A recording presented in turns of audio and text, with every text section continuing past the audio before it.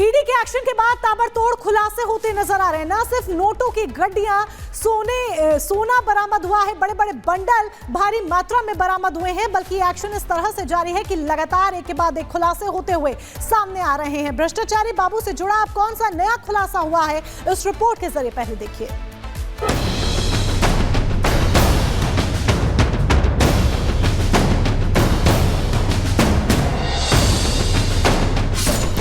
सौरभ शर्मा नाम तो सुना ही होगा।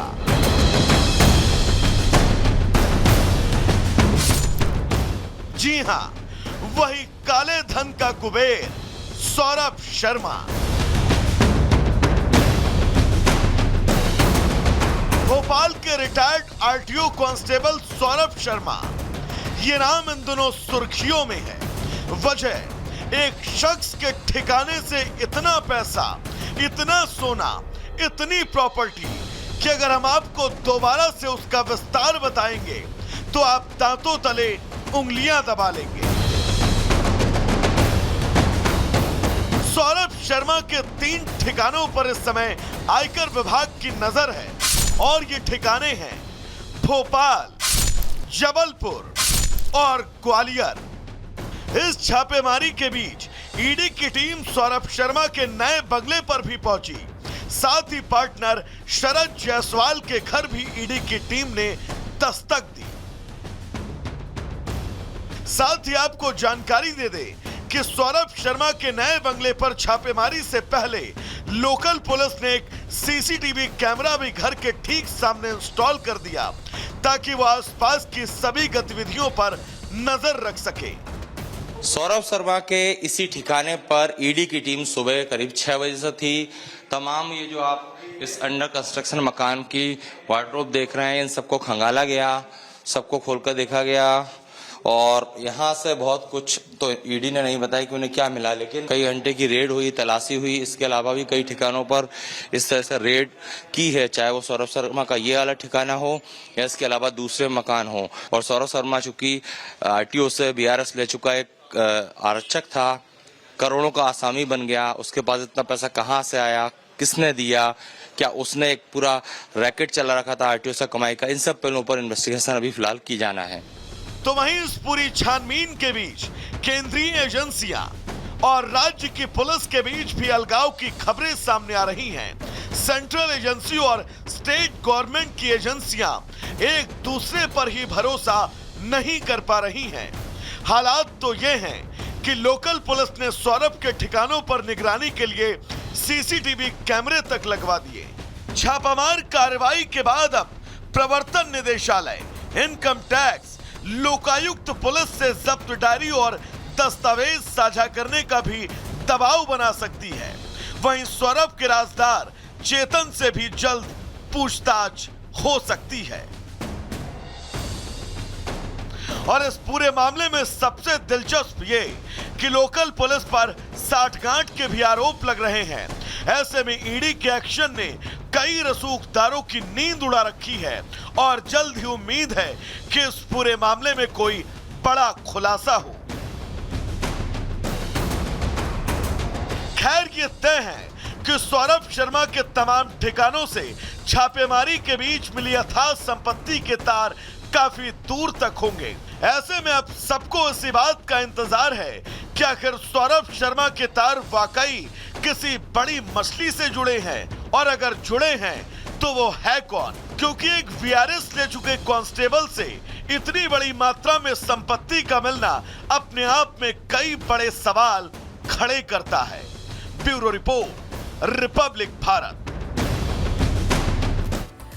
और हमारे सहयोगी सत्यविजय हमारे साथ सीधे जुड़ रहे हैं, उनका रुख कर लेते हैं। सत्यविजय, सवाल इसलिए है क्योंकि 7 साल की नौकरी में इतनी संपत्ति, ये तो अकूत संपत्ति लग रही है, ये संभव नहीं है। जरूर कोई ना कोई है जिसके साथ सौरभ की लिंक्स हैं और जिसकी वजह से ये इतना पैसा इस तरह से अलग अलग जगहों पर छुपा कर, दबा कर रखा गया।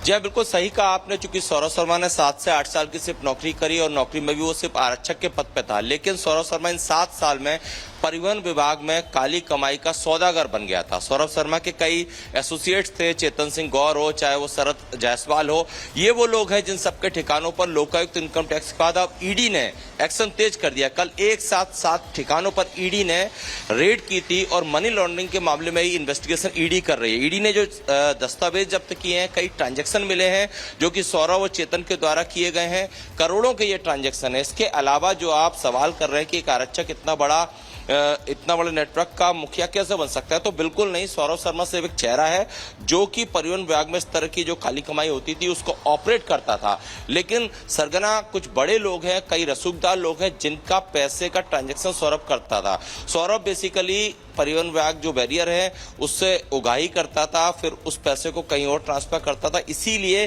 कई बड़े जो रसूखदार उनकी नींद उड़ी हुई है, क्योंकि जो डायरी इनकम टैक्स को मिली है, जो दस्तावेज लोकायुक्त को मिले हैं, और अब ईडी जिस तरह से एक के बाद एक परतें कुरेद रही है, एक के बाद एक दस्तावेज खंगाल रही है, ट्रांजैक्शन जो मिल रहे हैं, इससे साफ है कि परिवहन विभाग के कुछ बड़े अधिकारियों के साथ साथ कुछ ऐसे रसूखदार लोग जो मध्य प्रदेश सरकार में काफी अहम पद पर हैं, उनका भी इन्वॉल्वमेंट इसमें है, उनके साथ लेन देन का खुलासा हो सकता है।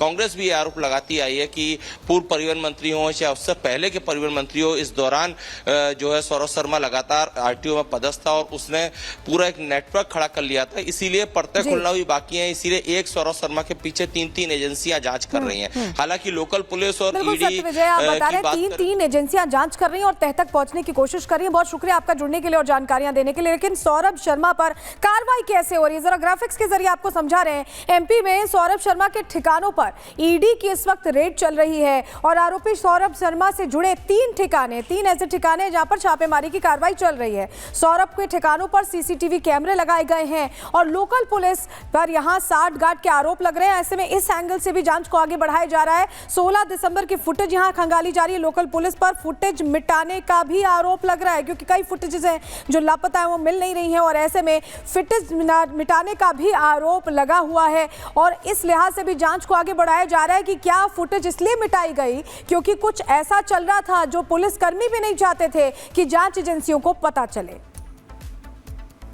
और चलिए अब आगे बढ़ते हैं, बात संभल की करते हैं, क्योंकि विरासत की रक्षा के लिए संभल में सुरक्षा टाइट कर दी गई है। किस तरीके से संभल में सुरक्षा के लिहाज से तमाम कदम उठाए जा रहे हैं ताकि अराजक तत्वों पर निगरानी रखी जा सके, वो हम आपको बताएंगे।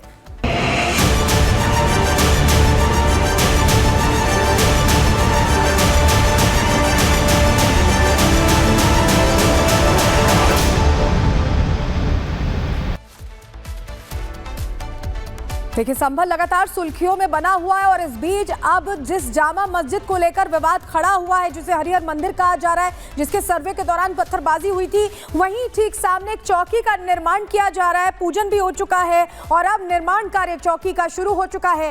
ये तस्वीरें आपको दिखा रहे हैं, पहले पूजा की गई है उस भूमि की जहां पर ये चौकी का निर्माण होगा और इसके बाद अब निर्माण कार्य शुरू हो गया। हमारे सहयोगी जतिन की रिपोर्ट इसी से जुड़ी आपको दिखा रहे हैं।